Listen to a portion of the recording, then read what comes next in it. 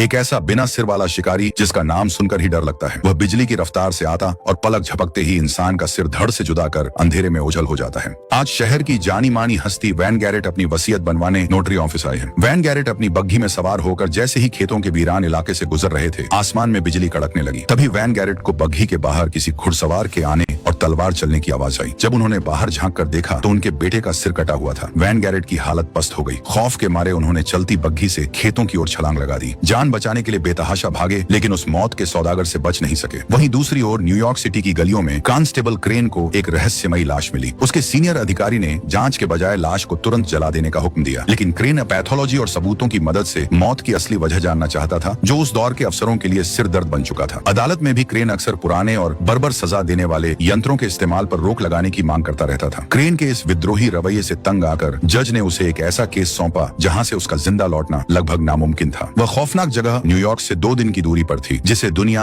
Sleepy hollow के नाम से जानती थी। पिछले 2 हफ्तों में वहां 3 बेरहम कत्ल हुए थे और ताज्जुब की बात यह थी कि तीनों के सिर गायब थे। अब क्रेन के सामने चुनौती उस कातिल को बेनकाब करने और उसे कानून के कटघरे में खड़ा करने की थी। अगर वो नाकाम हुआ तो नौकरी जाएगी और सजा अलग से मिलेगी। जल्द ही कांस्टेबल क्रेन ने अपने सारे वैज्ञानिक उपकरण समेटे, अपने पालतू पक्षी को पिंजरे से आजाद किया और सफर पर निकल पड़ा। रास्ते में उसकी नजर अपनी हथेलियों पर बने उन अजीबोगरीब निशानों पर टिकी थी, जो उसके अतीत के किसी गहरे रहस्य की गवाही दे रहे थे। 2 दिन के थका देने वाले सफर के बाद वह स्लीपी हॉलो पहुंचा। वहां की गलियों में मौत जैसा सन्नाटा पसरा था। जो इक्का दुक्का लोग खिड़कियों से झांक रहे थे, वे भी क्रेन को देखते ही डर के मारे किवाड़ बंद कर लिए। वहां सिर्फ जोनाथन मस्बत का परिवार निडर भाव से रह रहा था। गांव की सरहद पर बाल्टस वैन टैसल की विशाल हवेली खड़ी थी, जहां क्रेन को ठहरना था। हवेली के दरवाजे पर वैन टैसल की नौकरानी अपने प्रेमी के साथ रोमांस कर रही थी। अंदर जश्न का माहौल था, जहां क्रेन की पहली मुलाकात बाल्टस की खूबसूरत बेटी कैटरीना से हुई। जब क्रेन ने अपना परिचय देने में देरी की तो कैटरीना के मंगेतर ब्रोम के साथ उसकी तीखी झड़प हो गई। तभी बाल्टस वैन टैसल और उनकी पत्नी ने बीच बचाव किया। क्रेन ने अपनी पहचान उजागर करते हुए बताया कि उसे न्यूयॉर्क से यहाँ हुए 3 रहस्यमयी कत्लों की गुत्थी सुलझाने भेजा गया है। लेडी वैन टैसल ने उसका गर्मजोशी से स्वागत किया। उनकी नौकरानी क्रेन को उसका कमरा दिखाने ले गई। वो क्रेन के यहाँ आने से बहुत खुश थी, क्योंकि उसे उम्मीद थी कि क्रेन उस कातिल को पकड़ लेगा, जिसकी वजह से गांव में दहशत फैला हुआ था। तैयार होने के बाद क्रेन बाल्टस के उन खास रसूखदार दोस्तों से मिला जो इस गांव की सत्ता चलाते थे। Doctor Lancaster, father Steenwyck, magistrate Samuel Phillips और उनके notary Hardenbroeck. Baltus Van Tassel यहाँ के सबसे बड़े जमींदार थे, जिन्होंने बहुत कम समय में बेशुमार तरक्की कर ली थी। लेकिन सबसे बड़ा सवाल ये था कि आखिर पीटर वैन गैरेट, उनके बेटे डक वैन गैरेट और विधवा विंसशिप का सिर कलम किसने किया? लाशें मिली पर सिर गायब थे। नोटरी हार्डेनब्रुक ने खौफनाक दावा किया कि एक कटा सिर वाला घुड़सवार शिकार के सिर काटकर नर्क ले जाता है। वैज्ञानिक ख्यालात के क्रेन ने इन बेतुकी बातों को सिरे से खारिज कर दिया। उसे यकीन था कि कातिल कोई इंसान ही है। और तब वैन टैसल ने उस खौफनाक घुड़सवार का इतिहास खोला। वह कोई साधारण सैनिक नहीं, बल्कि खून का प्यासा एक शिकारी था, जिसे दुश्मन की फौज ने अमेरिका की आजादी रोकने के लिए भेजा था। वह अपने डेयरडेविल नाम के काले घोड़े पर सवार होकर बिजली की रफ्तार से हमला करता और पलक झपकते ही सिर धड़ से अलग कर देता। उसने अपने दांतों को आरी की तरह नुकीला घिस रखा था, ताकि खौफ से ही दुश्मन का दम निकल जाए। उसका अंत 20 साल पहले पश्चिमी जंगलों में हुआ। जब सैनिकों ने उसे घेरा तो लकड़ियां चुन रही 2 छोटी लड़कियों ने उसकी मौजूदगी का इशारा कर दिया। एक लंबी लड़ाई के बाद सैनिकों ने उसे दबोच लिया और उसी की तलवार से उसका सिर कलम कर वहीं दफना दिया। वैन टैसल का मानना था कि वह शैतान अब कब्र से जाग चुका है और बदला लेने के लिए सिरों की तलाश में है। लेकिन क्रेन, उसने साफ कहा कि यह किसी रूह का नहीं, बल्कि किसी शातिर इंसान का काम है। क्रेन को यकीन था कि जल्द ही उस हत्यारे का गिरेबान उसके हाथों में होगा। इधर गांव का सबसे निडर माना जाने वाला आदमी जोनाथन मैस्बेथ उस सिर कटे शैतान को खत्म करने के लिए घात लगाए बैठा था। लेकिन जैसे ही वह खौफनाक घुड़सवार सामने आया, मैस्बेथ की हिम्मत जवाब दे गई। वह अपनी जान बचाकर भागा। घुड़सवार ने पीछा किया और एक ही वार में मैस्बेथ का सिर धड़ से अलग कर दिया। अगले दिन यह खबर गांव में आग की तरह फैल गई। कांस्टेबल क्रेन तुरंत घटनास्थल पर पहुंचे तो देखा वहां वैन टैसल और उसके करीबियों की भीड़ जमा हो चुकी थी। क्रेन ने इस चौथे कत्ल की बारीकी से जांच पड़ताल की, लेकिन कातिल का कोई सुराग नहीं मिला। मजिस्ट्रेट फिलिप्स को अब पूरा यकीन हो चुका था कि यह किसी इंसान का नहीं, बल्कि उसी शैतान का काम है। जोनाथन मैस्बेथ के अंतिम संस्कार पर उसका बेटा यंग मैस्बेथ क्रेन से मिला। उसकी मां पहले ही मर चुकी थी और अब वह क्रेन के साथ रहकर अपने पिता के कातिल से बदला लेना चाहता था। लेकिन क्रेन ने उसे अपने साथ रखने से मना कर दिया। इसी बीच मजिस्ट्रेट फिलिप्स ने क्रेन को एक चौंकाने वाली बात बताई। जोनाथन मैस्बेथ चौथा नहीं, बल्कि 5वां शिकार था। कत्ल 5 हुए थे, लेकिन दफनाए सिर्फ 4 गए थे। फादर स्टीनविक उन्हें ही घूर रहा था, जिसकी भनक लगते ही फिलिप्स वहां से खिसक लिए। आखिरकार क्रेन ने मैस्बेथ को अपने साथ रख लिया, ताकि उसे गांव की अंदरूनी जानकारी मिल सके। अगले दिन उसने सभी पीड़ितों के ताबूत खुदवा कर लाशें बाहर निकलवाई। जब उसने विधवा विंसशिप की लाश का बारीकी से मुआयना किया तो उसके पेट पर चीरे का एक गहरा निशान मिला। बिना देर किए क्रेन लाश को डॉक्टर लैंकेस्टर के पास ऑपरेशन के लिए ले गया। लैंकेस्टर ने आनाकानी करनी चाहिए तो क्रेन ने उन्हें और बाकी सबको कमरे से बाहर निकाल दिया। असल में क्रेन खुद इस काम में नौसिखिया था और अपनी यह कमजोरी किसी को दिखाना नहीं चाहता था। बहरहाल उसने ऑपरेशन पूरा किया और पता लगा लिया कि विधवा विंसशिप गर्भवती थी। यह खबर वैन टेसल के करीबियों को नागवार गुजरी। उसी रात उस सिरकटे घुड़सवार ने क्रेन का पीछा किया और उसे डराकर वहां से भाग निकला। दरअसल वह असली शैतान नहीं बल्कि चोगा पहने किसी का शागिर्द था। तभी क्रेन को अपनी माँ की याद आई जो जादू टोना करना जानती थी। क्रेन के पिता एक पादरी थे और वे अपनी पत्नी की शक्तियों से खौफ खाते थे। क्रेन को याद था कि उसकी माँ कभी कभी नाचते नाचते हवा में उड़ने लगती थी। बचपन में उसकी माँ ने एक बात सिखाई थी, जो दिखता है जरूरी नहीं कि वही सच्चाई हो। दो अलग अलग तस्वीरें भी एक जैसी लग सकती हैं। क्रेन को अब यकीन होने लगा था कि वह कोई चोगा पहना हुआ इंसान है जो उसे डरा कर भगाना चाहता है। रही बात क्रेन की माँ की, तो उसके पिता ने उसे काले जादू की डायन समझकर बहुत ही क्रूर सजा दी थी। ये देख छोटा क्रेन चौंक गया और गलती से नुकीले हथियारों पर हथेली रख दी थी। वही निशान उसके हथेली पर हमेशा के लिए छप गए। क्रेन जब पानी पीने नीचे आया तो देखा कि कैटरीना चोरी छिपे एक किताब पढ़ रही थी। उसने तुरंत किताब छिपा ली। इससे पहले कि क्रेन उसे गलत समझता, कैटरीना ने खुद बताया कि यह उसकी मर चुकी माँ की किताब है। उसके पिता का मानना था कि प्रेम कहानियां पढ़ने की वजह से ही उसकी माँ की मानसिक स्थिति बिगड़ी थी, जिसके चलते 2 साल पहले उनकी मौत हो गई। जिस नर्स ने बीमारी के दौरान उनकी देखभाल की थी, वही अब कैटरीना की सौतेली माँ लेडी वैन टेसल बन चुकी थी। लेकिन क्रेन के मन में अभी भी एक उलझन थी। आखिर उसे किसी ने ये क्यों नहीं बताया कि बाल्टस वैन टेसल और पीटर वैन गैरेट के बीच खून का रिश्ता था। कैटरीना ने सहजता से जवाब दिया कि स्लीपी हॉलो में लगभग हर परिवार एक दूसरे से संबंधित है। कैटरीना ने आगे बताया कि जब वो पिता के साथ बचपन में स्लीपी हॉलो आई थी, तब वैन गैरेट ने ही उन्हें 1 एकड़ जमीन और एक छोटा सा खंडहर मकान दिया था। उसके बाद बाल्टस वैन टेसल ने उस खंडहर से इस आलीशान हवेली तक का सफर तय करने के लिए दिन रात एक कर दिया। कैटरीना की आज जो भी खुशियां थीं, वो उसके पिता की मेहनत की बदौलत थी। इसी बातचीत के दौरान कैटरीना ने क्रेन को अपनी माँ की वह पुरानी किताब सौंपी। वह क्रेन को अपना पुराना घर दिखाने भी ले गई, जो अब महज एक टूटा फूटा ढांचा रह गया था। दरअसल कैटरीना क्रेन को एहसास कराना चाहती थी कि उसके परिवार की जड़ें कड़े संघर्ष से जुड़ी हैं, लेकिन तभी क्रेन ने उसे वह तस्वीर दिखाई, यह जताने के लिए कि जो सच्चाई उसे अपनी आंखों से दिख रही है, जरूरी नहीं कि हकीकत भी वही हो। अब रात के सन्नाटे में क्रेन वैन टेसल के करीबियों की जासूसी कर रहा था। किसी बात को लेकर उनके बीच तीखी बहस हो रही थी। तभी मजिस्ट्रेट फिलिप्स अपना बोरिया बिस्तर समेटकर घोड़ा गाड़ी पर रखे और स्लीपी हॉलो छोड़कर भाग निकले। क्रेन ने आगे जाकर उनका रास्ता रोक लिया। उसे बस एक ही सच जानना था, विधवा विंसशिप के गर्भ में किसका बच्चा पल रहा था। फिलिप्स सब जानते थे, क्योंकि विंसशिप ने उन्हें बच्चे के पिता का नाम बताया था और वह चाहती थी कि मजिस्ट्रेट होने के नाते फिलिप्स उसे उसका जायज हक दिलाएं। चूंकि फिलिप्स ने इस राज को गोपनीय रखने की कसम खाई थी, इसलिए उन्होंने अपनी जुबान नहीं खोली। उन्हें पक्का यकीन था कि विधवा विंसशिप की मौत का जिम्मेदार वही सिरकटा घुड़सवार है। ऐसी बेतुकी बातों से क्रेन का खून खौल जाता था। तभी अचानक आसमान में बिजली कड़की और वह खौफनाक शैतान उनकी ओर तेजी से आता दिखा। पलक झपकते ही उसने फिलिप्स का सिर कलम किया और उसे अपने साथ ले गया। अब जाकर क्रेन की अक्ल ठिकाने आई कि इस गांव में सचमुच का एक खौफनाक भूत है। अगली सुबह जब वैन टेसल क्रेन की खबर लेने पहुंचे तो देखा कि डर के मारे उसकी हालत खराब थी। वो बार बार एक ही बात दोहरा रहा था कि इस गांव में सचमुच का एक सिरकटा भूत है। वैन टेसल का इस नौसिखिए जासूस पर से भरोसा उठ चुका था। उन्होंने खुद न्यूयॉर्क जाकर इसकी शिकायत करने का फैसला किया। तभी क्रेन अपने कमरे से बाहर निकला और ऐलान किया कि उसने अपने डर पर काबू पा लिया है। उसने ऐसे निडर लोगों की मांग की जो पश्चिमी जंगलों में उसका साथ दे सकें, लेकिन मैसबेथ के अलावा कोई तैयार नहीं हुआ। रास्ते में क्रेन को एक नई बात पता चली। मैसबेथ के पिता असल में वैन गैरेट के वफादार नौकर थे। वैन गैरेट और उनके बेटे की हत्या से ठीक एक दिन पहले पिता पुत्र में किसी बात को लेकर भयंकर झगड़ा हुआ था। यानी उसी के बाद वसीयत बनी और घुड़सवार ने उनका काम तमाम कर दिया। आगे बढ़ते हुए उन्हें एक गुफा से किसी के गुनगुनाने की आवाज आई। डरपोक क्रेन ने मैसबेथ को आगे किया और खुद गन तान कर अंदर दाखिल हुआ। वहाँ एक रहस्यमयी तांत्रिक बुढ़िया रहती थी, जिसने बिना देखे ही पहचान लिया कि वे दोनों स्लीपी हॉलो से उस घुड़सवार का पता जानने आए हैं। बुढ़िया ने मैसबेथ को बाहर कर क्रेन को पकड़ लिया और खुद को बेड़ियों में जकड़कर चमगादड़ के खून से काला जादू किया। अगले ही पल उस पर एक शैतानी रूह सवार हो उठी। उसने चीखते हुए बताया, पश्चिम दिशा के आखिरी छोर पर तुम्हें मौत का पेड़ मिलेगा, वहीं खोद निकालो उस घुड़सवार की कब्र। क्रेन पश्चिम की ओर निकल पड़ा ताकि उस घुड़सवार की कब्र खोदकर उसे नींद से जगा सके। कुछ दूर जाने के बाद घनी धुंध के बीच उसे एक घुड़सवार दिखाई दिया। क्रेन तुरंत अपने घोड़े से उतरा और मैसबेथ को वहीं रुकने का इशारा कर दबे पांव उस साये का पीछा करने लगा। करीब पहुंचते ही उसने बंदूक तान दी और उस घुड़सवार को पहचान बताने पर विवश किया। पता चला वो कैटरीना थी। वह यहाँ इसलिए आई थी क्योंकि पूरे गांव में कोई और क्रेन का साथ देने को तैयार नहीं था। क्रेन को उसकी यह बहादुरी और साथ देने की बात दिल को छू गई। क्रेन खुद को रोक न सका और पहली बार स्वीकार किया कि वो कैटरीना को पसंद करने लगा है। इसके बाद तीनों उस घुड़सवार की कब्र ढूंढने निकल पड़े। जल्द ही उन्हें वह मौत का पेड़ मिल गया जिसका जिक्र तांत्रिक बुढ़िया ने किया था। क्रेन ने जैसे ही उसकी जड़ों को छुआ, उसकी उंगलियां खून से सन गईं। बिना देर किए उसने पेड़ की जड़ों पर कुल्हाड़ी चला दी। पता चला जड़ों के भीतर अब तक हुए सभी कत्लों के शिकारों के सिर सड़ रहे थे। क्रेन समझ गया कि यह पेड़ शापित रास्ता है जो इस दुनिया को सीधे नर्क से जोड़ता है। पेड़ के पास ही उस घुड़सवार की कब्र थी जिसे क्रेन ने तुरंत खोद डाला। वहाँ एक चौंकाने वाला सच सामने आया। घुड़सवार की अपनी खोपड़ी गायब थी। क्रेन को यकीन हो गया कि उसकी खोपड़ी किसी ने चुरा ली है, इसीलिए वह तब तक दूसरों के सिर काटता रहेगा जब तक उसे अपना सिर नहीं मिल जाता। आसमान में बिजली कड़की और उस नर्क वाले रास्ते में हलचल हुई। वह घुड़सवार वहाँ से बाहर निकला और नए शिकार की तलाश में निकल पड़ा। क्रेन ने उसका पीछा किया, लेकिन गांव पहुंचते ही वह धुंध में कहीं ओझल हो गया। गांव के एक घर में एक परिवार सोने की तैयारी कर रहा था। तभी उस शैतान ने धावा बोल दिया। घर के मुखिया ने अपनी पत्नी और बेटे की जान बचा बचाने के लिए घुड़सवार का सामना किया। पत्नी ने फुर्ती से अपने बेटे को घर के नीचे बने गुप्त तहखाने में छिपा दिया, लेकिन वह अपने पति को नहीं बचा सकी। आहट सुनकर औरत एक कोने में सांसें रोककर दुबक गई, फिर भी बच नहीं सकी। उनका मासूम बेटा भी उस दरिंदे से ज्यादा देर तक छिप नहीं सका। लड़के की दिल दहला देने वाली चीख सुनकर पहरे पर तैनात कैटरीना का मंगेतर ब्रॉम उस ओर भागा। उसने देखा कि वह भयानक घुड़सवार अपने शिकार का सिर एक झोले में डालकर ले जा रहा था। ब्रॉम ने बिना देर किए उस पर गोली दाग दी। एक पल को ऐसा लगा जैसे घुड़सवार घोड़े से गिरकर ढेर हो गया है। तभी वो उठ खड़ा हुआ और ब्रॉम को नजरअंदाज कर वापस जाने लगा, लेकिन ब्रॉम उसे खत्म करने के लिए व्याकुल हो उठा। क्रेन ने उसे समझाने की कोशिश की कि वह घुड़सवार उसके लिए नहीं आया है, उसे जाने दे, लेकिन ब्रॉम ने उसकी एक न सुनी। अचानक घुड़सवार ने क्रेन के छाती में तलवार घोंप दिया। ब्रॉम उससे जी जान से लड़ा, पर अंततः वह भी उस मौत के सौदागर के हाथों मारा गया। सबसे बड़ी हैरानी की बात यह थी कि वह बेरहम घुड़सवार क्रेन को जिंदा छोड़ गया। डॉक्टर लैंकेस्टर क्रेन का उपचार कर रहे थे। उसके घाव तो तेजी से भर रहे थे, लेकिन बुखार उतरने का नाम ही नहीं ले रहा था। कैटरीना अपनी माँ की कुछ रहस्यमयी तांत्रिक विद्याएं जानती थी। उसने कौवे के पैरों को पानी में उबालकर कुछ प्राचीन मंत्र पढ़े और एक विशेष काढ़ा तैयार कर क्रेन को पिला दिया। उसे पूरी उम्मीद थी कि इस जादुई औषधि से वह जल्द ही ठीक हो जाएगा। इसी बीच एक और कड़वा सच खुलकर सामने आया। ब्रोम वैन ब्रंट वैन गैरेट परिवार का आखिरी वंशज था, लेकिन अब वह खानदान पूरी तरह से खत्म हो चुका था। इसका सीधा मतलब यह था कि अब स्लीपी हॉलो का सबसे अमीर और शक्तिशाली घराना सिर्फ वैन टैसल का रह गया है। सारी जायदाद अब उनके हाथों में था। क्रेन तनिक भी देरी किए बिना नोटरी हार्डेनब्रुक के घर जा पहुंचा, पर हार्डेनब्रुक का कहीं पता नहीं था। तभी मैसबेथ की नजर अपने पिता के बैग पर पड़ी। वह दंग रह गया कि उसके पिता का बैग यहाँ क्या कर रहा है। क्रेन ने जैसे ही अलमारी का दरवाजा खोला, हार्डेनब्रुक वहीं दुबका मिला। क्रेन की सख्ती के आगे नोटरी टूट गया और वैन गैरेट की वो आखिरी वसीयत सामने आई, जिसने मौत के इस तांडव का सारा राज खोल दिया। बूढ़े वैन गैरेट ने विधवा विंसशिप से गुपचुप शादी कर ली थी। बैग में मिला मैरिज सर्टिफिकेट इस बात का पक्का सबूत था। वैन गैरेट ने अपनी वसीयत में सारा राजपाट विंसशिप के नाम कर दिया था। इस खूनी साजिश के पीछे 4 लोग थे। मजिस्ट्रेट फिलिप्स, जिसने विधवा विंसशिप को सरकारी संरक्षण दिया, फादर स्टीनविक, जिसने शादी करवाई, डॉक्टर लैंकेस्टर, जिसने मेडिकल जांच की, और नोटरी, जिसने वसीयत तैयार की। जिस रात वैन गैरेट और उसका बेटा जायदाद के लिए लड़ रहे थे, नौकर जोनाथन मैसबेथ वहीं मौजूद था। वो इकलौता चश्मदीद गवाह था, इसलिए षड्यंत्रकारी ने बाप बेटे को मारने के बाद जोनाथन का भी काम तमाम करवा दिया। नोटरी अब क्रेन के पैरों में गिरकर गिड़गड़ाने लगा। उसे लालच तो था, पर अंदाजा नहीं था कि ये खेल इतने सारे कत्लों तक पहुंच जाएगा। रही बात सिर कटे घुड़सवार की, तो उस षड्यंत्रकारी ने ही कब्र से घुड़सवार की खोपड़ी चुराई थी, ताकि उसका इस्तेमाल करके वैन गैरेट के पूरे खानदान को एक एक कर ठिकाने लगा सके। वो षड्यंत्रकारी बाल्टस वैन टेसल ही हो सकता था, क्योंकि वही वैन गैरेट का सबसे करीबी रिश्तेदार था और उसी को सारी जायदाद विरासत में मिली थी। क्रेन जब वापस अपने कमरे में पहुंचा तो देखा कैटरीना वहां कुछ कर रही थी। पूछने पर उसने बहाना बना दिया कि उसे क्रेन की याद आ रही थी। तभी क्रेन के हाथों में मौजूद उन दस्तावेजों ने कैटरीना की धड़कनें बढ़ा दी। क्रेन ने साफ कह दिया, मैं नोटरी ऑफिस से आ रहा हूँ और ये दस्तावेज यहाँ चल रहे साजिश का पुख्ता सबूत है। कैटरीना बिना कुछ कहे वहाँ से निकल गई, लेकिन कमरे की चौखट लांघते ही उसकी नजरें मुड़कर उन दस्तावेजों पर टिकी जिन्हें क्रेन डेस्क के अंदर छिपा रहा था। तभी एक मामूली मकड़ी को देखकर क्रेन की जान हलक में अटक गई। मकड़ी को पकड़ने के चक्कर में जैसे ही मैसबेथ ने बेड खिसकाया, उनके पैरों तले जमीन खिसक गई। बेड के नीचे काले जादू के निशान थे। डरपोक क्रेन अब गहरी सोच में डूब गया। उसी रात दरवाजा खुलने की आहट ने उन्हें सतर्क कर दिया। क्रेन दबे पांव पीछा किया तो देखा कि कैटरीना की सौतेली माँ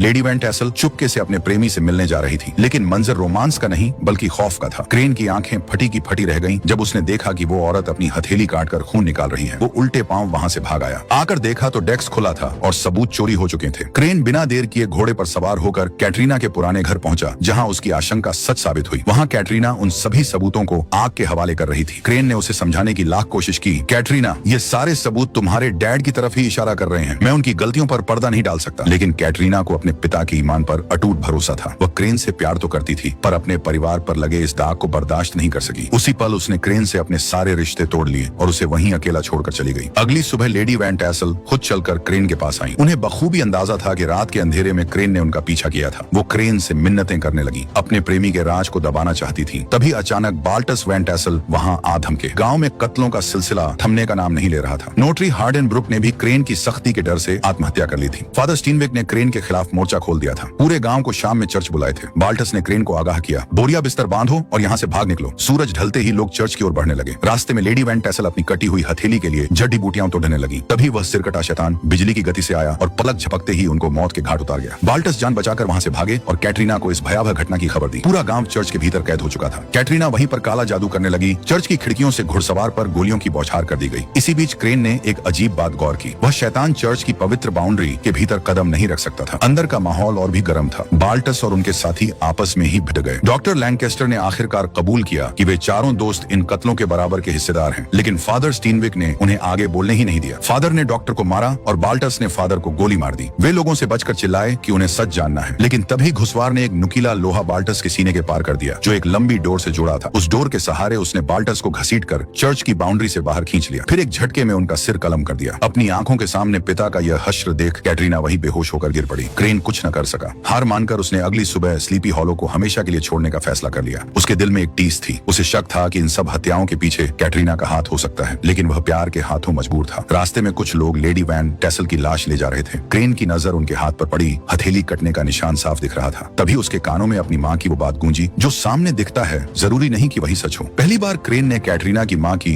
वह पुरानी किताब खोली। पन्ने पलटते ही वह अध्याय सामने आया जिसने कैटरीना के असली किरदार से पर्दा उठा दिया। वो आंख का निशान जो कैटरीना ने क्रेन के बिस्तर के नीचे बनाया था, जिसे क्रेन काला जादू समझता था, वह असल में सुरक्षा का एक प्राचीन कवच था। किताब में साफ लिखा था, यह निशान उस शख्स की रक्षा के लिए बनाया जाता है जिससे आप बेइंतहा मोहब्बत करते हैं, ताकि कोई भी बुरी शक्ति उसे छू तक न सके। अपनी इस भयानक भूल का एहसास होते ही क्रेन के पांव थम गए। उसी पल वह भागकर अस्पताल पहुंचा। उसने लेडी वैन टेसल की हथेली देखी। जख्म बिल्कुल ताजा थे, यानी वो लाश लेडी वैन टेसल की थी ही नहीं। उधर कैटरीना अपनी सौतेली माँ को जिंदा देखकर बेहोश हो गई। लेडी वैन टेसल उसे घसीटकर पुराने विंडमिल में ले गई। मैसबैथ ने यह सब देख लिया। इसी विंडमिल में उसने घुड़सवार की खोपड़ी छिपा रखी थी। यहीं से वह तांत्रिक विधियों से उसे जगाती थी और जिसको मरवाना होता उसके बाल भेंट चढ़ा देती थी। इस बार उसने कैटरीना का नाम लिया और उसी पल घुड़सवार जाग उठा। तभी कैटरीना होश में आ गई। वह हैरान थी, उसकी सौतेली माँ जिंदा कैसे है, जबकि उसके पिता ने खुद उसे मरते देखा था। लेडी वैन टेसल हंसकर बोली, तुम्हारा पिता डरपोक था, घुड़सवार को आते देख भाग गया था। उसने कुछ नहीं देखा। सच को झूठ और झूठ को सच बनाने के लिए लेडी वैन टेसल ने अपनी ही नौकरानी की हत्या कर दी। उसकी हथेली पर वही कट के निशान बनाए, अपने कपड़े पहनाए और उसकी लाश को अपनी जगह रख दिया। ये सब सिर्फ बदले के लिए था। असल में वह आर्चर परिवार से थी। कभी उनका घर यहीं पास में हुआ करता था, लेकिन उसके पिता की मौत के बाद घर के मालिक वैन गैरेट ने उन्हें निकाल बाहर कर दिया, जबकि उनका परिवार पीढ़ियों से उनकी परिवार का सेवा करता आया था। वह घर बाल्टस वैन टेसल को दे दिया गया, यानी बाल्टस, उसकी पत्नी और बेटी कैटरीना ने उनका घर छीन लिया। गांव वालों ने भी सहारा नहीं दिया, क्योंकि सबको लगता था कि उसकी माँ जादूगरनी है। मजबूर होकर वे जंगल में रहने लगे। एक साल बाद उसकी माँ भी मर गई और तभी टेसा ने कसम खाई, वह वैन गैरेट और वैन टेसल दोनों परिवारों से सब कुछ छीन लेगी। एक दिन उन दोनों बहनों का सामना उस घुड़सवार से हुआ। उन्होंने उसका अंत देखा था और उसकी कब्र भी। सालों बाद वह कैटरीना की बीमार माँ की नर्स बनकर घर में दाखिल हुई, सेवा का नाटक किया और एक दिन चुपके से उसका गला घोंट दिया। तब तक उसकी खूबसूरती का जादू बाल्टस वैन टेसल पर चल चुका था। अपने मकसद के लिए उसने उससे शादी कर ली। जायदाद हथियाने के लिए उसने एक एक कर सभी को रास्ते से हटाया। वैन गैरेट का पूरा परिवार, विधवा विंशिप, यहाँ तक कि नौकर जॉनथन मस्बात भी, क्योंकि वह घर के राज जान चुका था। अगले ही दिन उस नौकरानी के परिवार को भी मरना पड़ा, जिसे विंशिप ने सच बता दिया था। इतना ही नहीं, अपने खेल को बचाने के लिए उसने पादरी को भी अपने प्रेम जाल में फंसा लिया। उसी के जरिए नोटरी हार्डनब्रुक और मजिस्ट्रेट फिलिप्स का मुंह बंद करवाया। जहाँ तक डॉक्टर की बात है, नौकरानी के साथ उसके नाजायज रिश्ते का राज छिपाने के लिए उसकी भी बोलती बंद कर दी। उसने अपनी सगी बहन को भी मार डाला, क्योंकि उसने घुड़सवार की कब्र का पता बताकर उनकी मदद की थी। अब बाल्टस वैन टेसल की वसीयत के मुताबिक अगर कैटरीना मर जाती है तो सारी जायदाद लेडी वैन टेसल की हो जाएगी और घुड़सवार तो उसे मारने के लिए निकल भी चुका है। इसी बीच कैटरीना और मैसबैथ वहाँ से भाग निकले। विंडमिल के बाहर आते ही उनकी मुलाकात क्रेन से हो गई, लेकिन तभी वह सिरकटा घुड़सवार भी वहाँ आ पहुंचा। जान बचाने के लिए उन्हें फिर से विंडमिल के अंदर छिपना पड़ा, पर घुड़सवार ने वहाँ भी उनका पीछा नहीं छोड़ा। तभी क्रेन को एक तरकीब सूझी। उसने विंडमिल चालू कर दी और ऊपरी हिस्से पर पहुंचकर अंदर आग लगा दी। फिर वे तीनों पंखों के सहारे लटक कर नीचे उतर आए। देखते ही देखते विंडमिल में जबरदस्त विस्फोट हुआ और वह मलबे में तब्दील हो गई। उन्हें लगा कि घुड़सवार मलबे में दब गया होगा, लेकिन ऐसा नहीं हुआ। तीनों तुरंत बग्घी लेकर भागे। घुड़सवार लगातार उनका पीछा करता रहा और आखिरकार लड़ते भिड़ते बग्घी पर। क्रेन और घुड़सवार के बीच बग्घी पर ही जबरदस्त भिड़ंत शुरू हो गई। तभी बग्घी पेड़ की एक टहनी से टकराई। घुड़सवार दूर जा गिरा, जबकि क्रेन घोड़े की रस्सी पकड़े हुए काफी दूर निकल गया, ठीक उसी मौत के पेड़ के पास जहाँ टेसा ने उन्हें